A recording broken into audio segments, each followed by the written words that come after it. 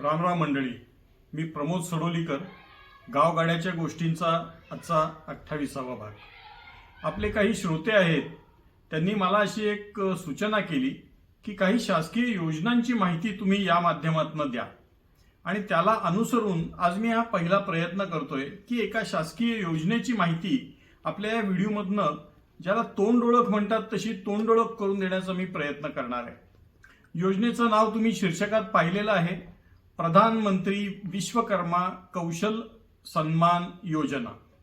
आपल्याला माहिती आहे, आपल्या संस्कृतीमध्ये विश्वकर्मा हा कारागिरांचा देव असं आपण मानतो.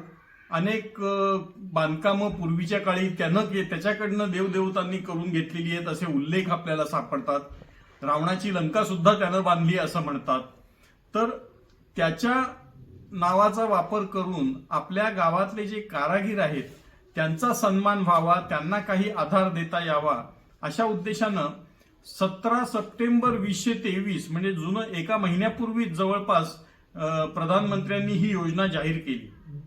ही ग्रामविकास मंत्रालयाची योजना नाही आहे, ही आहे सूक्ष्म लघु मध्यम उद्यम मंत्रालय यांची योजना.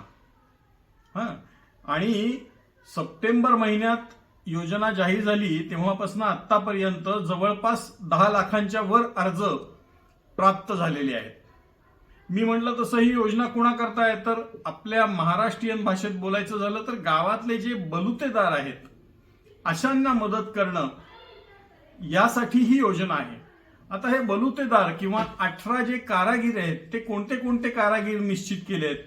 मी म्हटलं असं एकूण 18 प्रकारचे कारागीर या योजनेचे लाभ घेऊ शकतात. हे कारागीर कोण आहेत?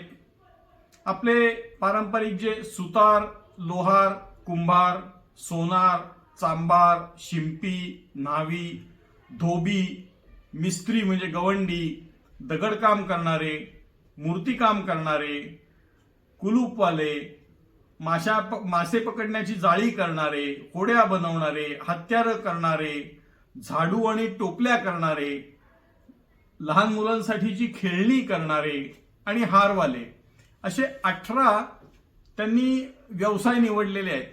या 18 व्यवसायांपैकी कुठल्याही एखाद्या व्यवसायात जर आपला बलुतेदार काम करत असेल तर त्याला या योजनेचा लाभ घेता येतो. आता ही योजना नेमकी काय आहे, योजनेचा लाभ म्हणजे काय मिळणार आहे? तर पहिली गोष्ट म्हणजे त्यानं या योजनेत सहभाग घेतला तर तो असा कारागीर आहे अशी त्याची नोंदणी होणार आहे आणि त्याला तसं एक सर्टिफिकेट मिळणार आहे. हा त्याचा पहिला फायदा आहे. ज्या सर्टिफिकेटच्या आधारावर त्याला योजनेचे पुढचे भाग मिळणार आहेत. त्याच्या कौशल्यांचा विकास व्हावा यासाठी त्याला प्रशिक्षण देण्याची योजना या कार्यक्रमामध्ये आखलेली आहे. 2 प्रकारची प्रशिक्षण आहेत. एक 5 ते 7 दिवसांचं प्रशिक्षण असेल, ज्याला बेसिक ट्रेनिंग असं म्हटलेलं आहे, आणि दुसरं 15 दिवसांचं ऍडव्हान्स ट्रेनिंग असं याच्यामध्ये योजलेलं आहे. आता एखादा जर ट्रेनिंगला गेला बलुतेदार तर त्याला 500 रुपये रोज असा ट्रेनिंगच्या काळामध्ये त्याला भत्ता मिळणार आहे.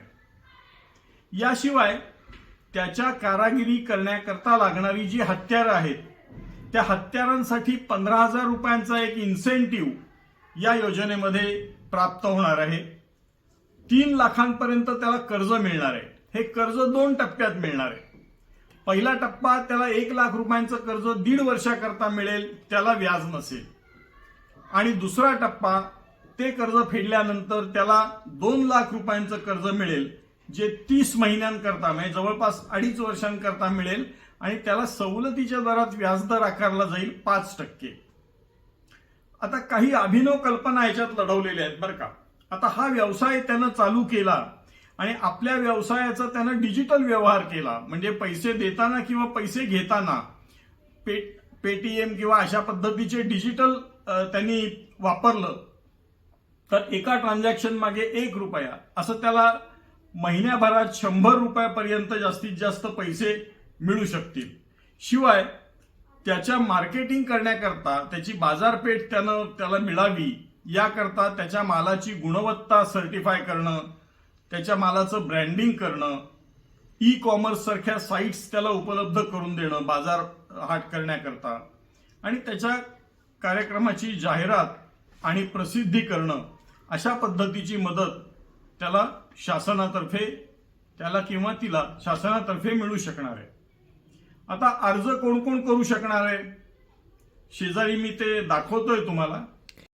18 वर्षावरचे स्त्री किंवा पुरुष, ज्या 18 कौशल्यांची यादी वाचली त्यापैकी एखाद्या कौशल्यात त्यांचं काम असावं, त्यांच्या घरातलं कुणीही सरकारी नोकरीमध्ये नसावं आणि या योजनेत एका कुटुंबातल्या एकाच व्यक्तीला लाभ मिळणार आहे. याच्यासाठी आवश्यक कागदपत्रांची जी यादी आहे ती रहिवासाचा दाखला, कौशल्याचा दाखला, mobile number, Aadhaar card, bank account number, passbook आणि त्या व्यक्तीचे फोटो. यासाठी ऑनलाईन अर्ज करायचा आहे. तो अर्ज कुठे करायचा? ती लिंक खाली दिलेली आहे आपल्या डिस्क्रिप्शनमध्ये.